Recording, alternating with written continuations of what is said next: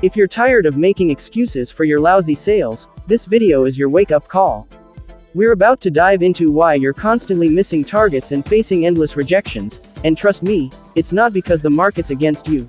It's time to cut the crap and get to a no BS fix that will turn your sales game around. If you're ready for some brutal honesty, let's get started.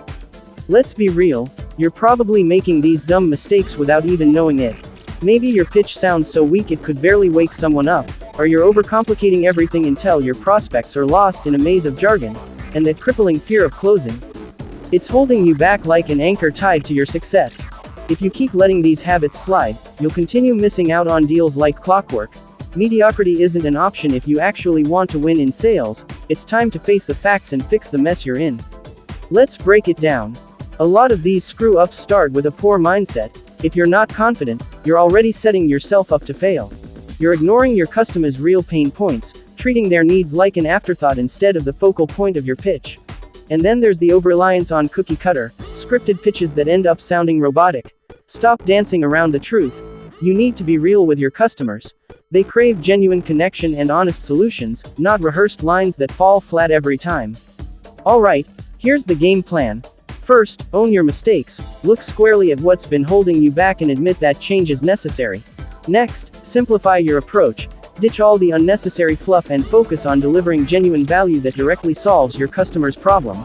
Finally, practice and refine your technique. Turn those weak spots into strengths by continuously learning and adapting. No more excuses. If you're serious about sales, it's time to put in the work. Let me share a personal story. I used to be the king of excuses, reciting rote sales pitches that failed to connect with anyone. I was so caught up in my own insecurities that I never really listened to what my customers needed. I screwed up big time until I owned my mistakes, simplified my approach, and started really engaging with people. Suddenly, my deals began closing and I turned a failing quarter into one of my best ever. My buddy Mark went through the same hell. He was barely scraping by until he made these changes, and now his numbers are soaring. This transformation proves that if you're willing to face your faults and put in the effort, real change is not only possible, it's inevitable. Stop being mediocre. Your customers deserve better, and frankly, so do you. Let's wrap this up.